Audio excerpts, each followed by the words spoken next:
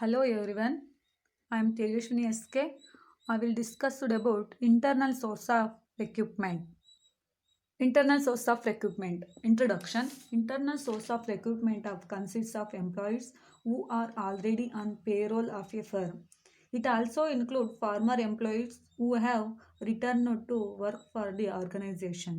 Recruitment from internal sources is done to fill up vacancies through promotions, rehiring, and transferring employees within the company.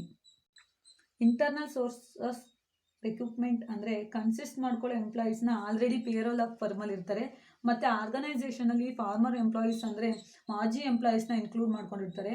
Internal source of recruitment ಅಂದರೆ ಖಾಲಿ ಇರೋ ಪೊಸಿಷನ್ನ fill ಮಾಡ್ಕೊಳ್ಳೋದಾಗಿರುತ್ತೆ. ಯಾವ ಥರ fill ಮಾಡ್ಕೋತಾರೆ ಅಂದರೆ promotion ಮಾಡ್ಕೊಳ್ಳೋದು ಮತ್ತು transferring of the firm within the company ಒಳಗಡೆ ಟ್ರಾನ್ಸ್ಫರ್ ಮತ್ತು ಪ್ರಮೋಷನ್ ಮಾಡಿಕೊಂಡು ಅಪಾಯಿಂಟ್ ಮಾಡ್ಕೋತಾರೆ. ವೇಕೆನ್ಸಿ ಇರೋ ಪೊಸಿಷನ್ನ ಮಾತ್ರ ಅವರು ಫಿಲ್ ಮಾಡ್ಕೋತಾರೆ. Next, meaning. Internal source of recruitment refers to inviting candidates from within the organization. Internal source of recruitment ಅಂದರೆ ಒಂದು ಆರ್ಗನೈಸೇಷನಲ್ಲೇ ಕ್ಯಾಂಡಿಡೇಟ್ಸ್ನ ಇನ್ವೈಟ್ ಮಾಡ್ಕೊಳ್ಳೋದನ್ನೇ ಇಂಟರ್ನಲ್ ಸೋರ್ಸ್ ಆಫ್ ರಿಕ್ರೂಟ್ಮೆಂಟ್ ಅಂತ ಕರೀತಾರೆ. Next, definition. The internal source of recruitment means hiring people from within the organisation. In other words, seeking applicants for the job positions from those who are currently employed within the firm. ಈ internal source of recruitment ಅಂದರೆ within the ಆರ್ಗನೈಸೇಷನಲ್ಲಿ ಪೀಪಲ್ನ hiring ಮಾಡ್ಕೊಳ್ಳೋದಾಗಿರುತ್ತೆ. Hiring ಅಂದರೆ appoint ಮಾಡ್ಕೊಳ್ಳೋದು. ಇನ್ನು other ವರ್ಡ್ಸ್ನಲ್ಲಿ ಫರ್ಮ್ನಲ್ಲಿ ಕರೆಂಟ್ ಎಂಪ್ಲಾಯೀಸ್ನಿಂದ ಜಾಬ್ ಪೊಸಿಷನ್ನ ಅಪಾಯಿಂಟ್ ಮಾಡ್ಕೊಳ್ಳೋದನ್ನೇ ಇಂಟರ್ನಲ್ ಸೋರ್ಸ್ ಆಫ್ ರಿಕ್ರೂಟ್ಮೆಂಟ್ ಅಂತ ಕರೀತಾರೆ. Next, in the any organisation most commonly internal source of ರಿಕ್ರೂಟ್ಮೆಂಟ್ನ ಈ ಥರ ಯೂಸ್ ಮಾಡ್ತಾರೆ. First one transfer, promotion, employee referrals. ಅದರಲ್ಲಿ first one transfer. Transfer means shifting an employees from one job to another, typically of similar nature without any changes in his rank and responsibility. The purpose of an employee transfer is to enable him to get well versed within the board-based view of the organization, which is essential for the promotions in future. Transfer ಅಂದರೆ ಎಂಪ್ಲಾಯೀಸ್ನ ಒಂದು ಜಾಬ್ನಿಂದ another ಜಾಬ್ಗೆ shift ಮಾಡೋದಾಗಿರುತ್ತೆ. ಯಾವ ಥರ shift ಮಾಡ್ತಾರೆ ಅಂದರೆ ಎಂಪ್ಲಾಯೀಸ್ನ similar ನೇಚರ್ನ ನೋಡಿ ಮತ್ತು rank ಮತ್ತು responsibility ಯಾವ ಥರ ಅವರು ಚೇಂಜ್ ಇಲ್ಲ ಅಂದರೆ ಒಂದು ಜಾಬ್ದಿಂದ ಅನದರ್ ಜಾಬ್ಗೆ ಶಿಫ್ಟ್ ಮಾಡೋದನ್ನೇ ಇವರು ಇದನ್ನು ಟ್ರಾನ್ಸ್ಫರ್ ಅಂತ ಕರೀತಾರೆ. Next, second one promotion. Promotions R the most common from of internal recruitment wherein the employees are moved to the upper level of the organization with more responsibility and prestige. When the higher level position for vacant companies required from within the organization. Promotion ಅಂದರೆ most common ಆಗಿರುತ್ತೆ. Internal source of ರಿಕ್ರೂಟ್ಮೆಂಟ್ನಲ್ಲಿ ಎಂಪ್ಲಾಯೀಸ್ನ responsibility ಮತ್ತು prestige ನೋಡಿಕೊಂಡು ಆರ್ಗನೈಸೇಷನ್ನ upper ಲೆವೆಲ್ಗೆ move ಮಾಡ್ತಾರೆ. Higher level ಪೊಸಿಷನ್ನ ಫಾಲ್ ಆದಾಗ ವೇಕೆನ್ಸೀಸ್ ಕಂಪನಿಗಳು ವಿತಿನ್ ದಿ ಆರ್ಗನೈಸೇಷನಲ್ಲಿ ವರ್ಕಿಂಗ್ ಬಗ್ಗೆ ಎಂಪ್ಲಾಯೀಸ್ ಬಗ್ಗೆ ತಿಳಿಸೋದನ್ನೇ ಇದು ಪ್ರಮೋಷನ್ ಅಂತ ಕರೀತಾರೆ. Next, employee referrals. The present employees can refer their friendly and family to the job. They are well aware of the organizational culture, working candidations, and job recruitmentation. If they find their friends or family suitable for such position, can recommend their names to the management for recruitment. ಈ employee referrals ಅಂದರೆ present employees ಅವರ friend ಮತ್ತು ಅಥವಾ ಫ್ಯಾಮಿಲಿನ ಅವರ ಜಾಬ್ಗೆ refer ಮಾಡೋದಾಗಿರುತ್ತೆ. ಯಾವ ಥರ ಆರ್ಗನೈಸೇಷನಲ್ಲಿ culture, working, ಕ್ಯಾಂಡಿಡೇಟ್ಸ್ನ ಮತ್ತು ಜಾಬ್ಗೆ requirement ಬಗ್ಗೆ ಅದ್ರ ಬಗ್ಗೆ ಅವೇರ್ನೆಸ್ನ ತಿಳಿಸಿ ಅವರಿಗೆ ವೆಲ್ವರ್ಸ್ಡ್ ಯಾರು ಅದರಲ್ಲಿ ವೆಲ್ವರ್ಸ್ಡ್ ಆಗಿರ್ತಾರೋ ಫ್ಯಾಮಿಲಿ ಆಗಿರ್ಬೋದು, ಫ್ರೆಂಡ್ಸ್ ಆಗಿರ್ಬೋದು, ಆ ಮೆಂಬರ್ನ ಫೈಂಡ್ ಔಟ್ ಮಾಡಿ ಅವರಿಗೆ ಜಾಬ್ ಪೊಸಿಷನ್ನ ಅವರ ನೇಮ್ ಮ್ಯಾನೇಜ್ಮೆಂಟಿಗೆ ರೆಕಮೆಂಡ್ ಮಾಡೋದನ್ನೇ ಎಂಪ್ಲಾಯಿ ರೆಫರಲ್ಸ್ ಅಂತ ಕರೀತಾರೆ. Next, characteristics of a internal source of recruitment. Quick process. ಇದ್ರ ಮೇನ್ ಕ್ಯಾರೆಕ್ಟರಿಸ್ಟಿಕ್ಸು ವಿತ್ ಪ್ರೋಸೆಸ್ಸು ಅಂದರೆ ಇದು ಈಸಿಯಾಗಿ ಇಂಟರ್ನಲ್ ಸೋರ್ಸಸ್ಸು ಪ್ರೋಸೆಸ್ನ ಮಾಡುತ್ತೆ. Next, cheaper than the external requirement process. Internal sources of recruitment external ಪ್ರೋಸೆಸ್ಗಿಂತ ಚೀಪ್ ಆಗಿರುತ್ತೆ. Next, work as a tool of motivation for the staff. ಈ internal source of recruitment ಸ್ಟಾಫ್ಗೆ motivation ಮಾಡೋ ಥರ ವರ್ಕ್ ಮಾಡ್ತಾ ಇರುತ್ತೆ. Next, the company's choice is limited to existing employees of the company. ಈ company choice ಕಂಪನಿಯ existing ಎಂಪ್ಲಾಯೀಸ್ಗೆ ಮಾತ್ರ ಲಿಮಿಟೆಡ್ ಆಗಿ ಇರುತ್ತೆ. Next point, hiring fresh employees is a lost prospect. Internal source of ರಿಕ್ರೂಟ್ಮೆಂಟಲ್ಲಿ ಫ್ರೆಶ್ ಎಂಪ್ಲಾಯೀಸ್ನ ಹೈರಿಂಗ್ ಪ್ರೆಸೆಂಟೆಡ್ ಲಾಸ್ಟ್ ಆಗುತ್ತೆ. Next, advantages of internal source of recruitment. ಅದರಲ್ಲಿ first point, simple and time saving process. This process is simple, reliable and less time taking process, as there is limited number of applicants in this process which are often unknown to the company.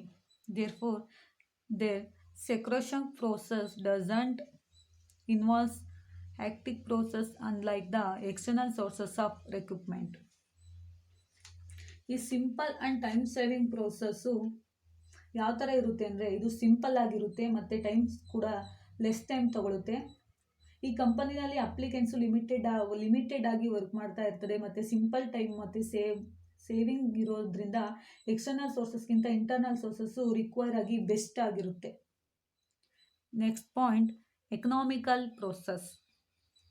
As there are only less number of candidates under this process, the advertisement is also done to inform limited number of process.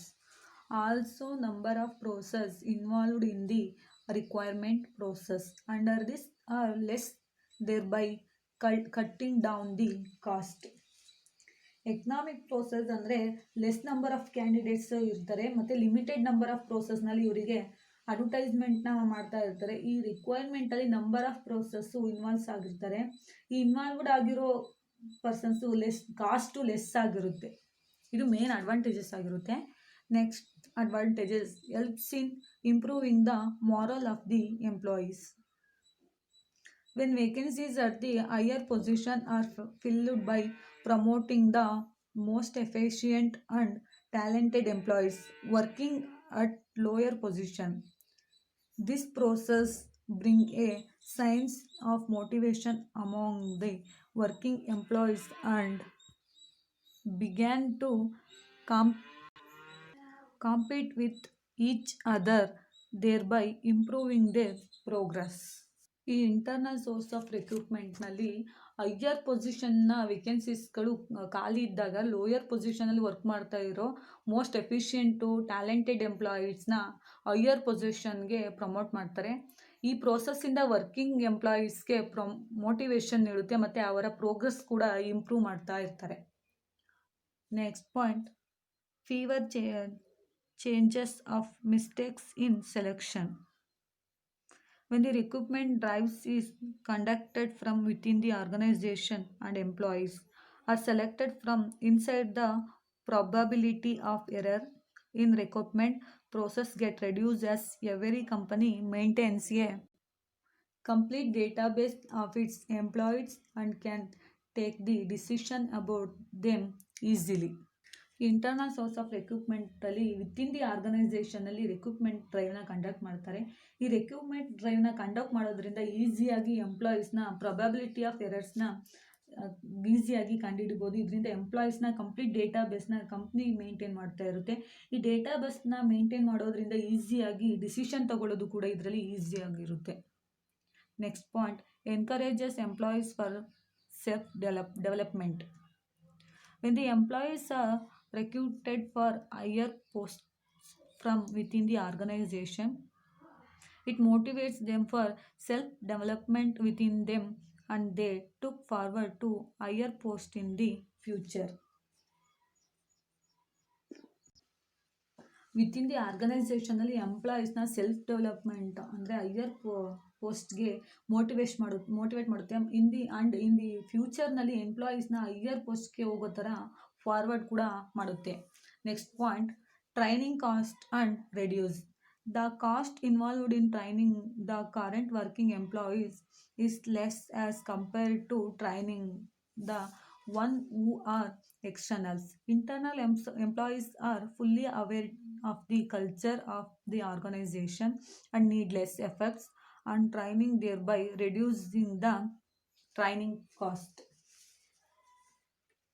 ಈ internal source of recruitment ಅಲ್ಲಿ current working ಎಂಪ್ಲಾಯೀಸ್ಗೆ training cost involve ಆಗಿರುತ್ತೆ. And external ಸೋರ್ಸಸ್ಗಿಂತ internal sources training cost less ಆಗಿರುತ್ತೆ. Internal ಸೋರ್ಸಸ್ನಲ್ಲಿ culture fully aware ಆಗಿರುತ್ತೆ ಮತ್ತು ಟ್ರೈನಿಂಗ್ನಲ್ಲಿ ನೀಡ್ಲೆಸ್ ಎಫೆಕ್ಟ್ ಇರುತ್ತೆ ಆ್ಯಂಡ್ ಟ್ರೈನಿಂಗ್ ಕಾಸ್ಟ್ ಕೂಡ ರೆಡ್ಯೂಸ್ ಆಗ್ತಾ ಇರುತ್ತೆ. Next, disadvantages of internal source of recruitment. First one, prevents entry of fresh talent. This method does not provide an option for recruiting from outside the organization and no new blood enters the organization. It prevents the entry of new skills, talents and knowledge in the organization. ಈ internal source of ರಿಕ್ರೂಟ್ಮೆಂಟಲ್ಲಿ ಒಂದು ಆರ್ಗನೈಸೇಷನ್ಲಿ outside ರಿಕ್ರೂಟ್ಮೆಂಟ್ನ provide ಮಾಡ್ಕೊಳ್ಳಲ್ಲ. ಇದರಿಂದ new skill, talent, ನಾಲೆಡ್ಜ್ನ prevent ಮಾಡ್ಕೊಳ್ಳೋದು ಕೂಡ ಕಮ್ಮಿ ಇರುತ್ತೆ. Next point, have a limited scope. This method has limited scope as it is not always possible to recruitment and get all type of candidates from within the organization. All type of individual according to vacant position may not be present in the organization. Internal sources of recruitment ಅಲ್ಲಿ limited scope ಇರುತ್ತೆ. ಈ limited scope ಆಗಿರೋದ್ರಿಂದ ಒಂದು ಆರ್ಗನೈಸೇಷನ್ಗೆ ಎಲ್ಲ ಥರದ ಕ್ಯಾಂಡಿಡೇಟ್ನ ತಗೊಳ್ಳೋಕ್ಕಾಗಲ್ಲ. ಒಂದು ಆರ್ಗನೈಸೇಷನ್ಗೆ vacancy ಇರೋ ಪೊಸಿಷನ್ಗೆ ಆ ಟೈಪ್ ಆಫ್ ಇಂಡಿವಿಜುವಲ್ ಎಂಪ್ಲಾಯೀಸ್ನ ತಗೊಳ್ಳೋಕ್ಕೆ ಆಗಲ್ಲ. Next, biases in the requirement process.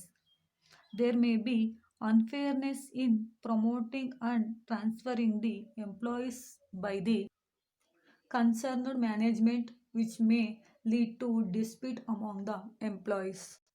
ಈ ಬಯಾಸಿಸ್ ಆಫ್ ರಿಕ್ವೈರ್ಮೆಂಟ್ ಪ್ರೋಸೆಸ್ನಲ್ಲಿ ಎಂಪ್ಲಾಯೀಸ್ನ ಪ್ರಮೋಟ್ ಮತ್ತು ಟ್ರಾನ್ಸ್ಫರ್ ಮಾಡೋದು ಅನ್ಫೇರ್ನೆಸ್ ಆಗಿರುತ್ತೆ. ಏನಾದರೂ ಟ್ರಾನ್ಸ್ಫರ್ ಮತ್ತು ಪ್ರಮೋಟ್ ಮಾಡೋದ್ರಿಂದ ಎಂಪ್ಲಾಯೀಸ್ಗಳ ಮಧ್ಯೆ ಡಿಸ್ಟ್ರಿಬ್ಯೂಟ್ ಆಗುತ್ತೆ. ಡಿಸ್ಟ್ರಿಬ್ಯೂಟ್ ಅಂದರೆ ಜಗಳ ಕೂಡ ಆಗ್ಬೋದು. ಇದು ಕೂಡ ಮೇನ್ ಡಿಸ್ಅಡ್ವಾಂಟೇಜಸ್ ಆಗಿರುತ್ತೆ. Next point, demotivate some employees. This process may lead to unhappiness among some of the employees who are not motivated. They may feel biased and uncomfortable to work in the organization, leading to distress among them. ಈ ಪ್ರೋಸೆಸ್ನಲ್ಲಿ employees unhappiness ಆಗಿರ್ತಾರೆ. Employees not motivated ಕೂಡ ಆಗ್ತಾ ಇರಲ್ಲ.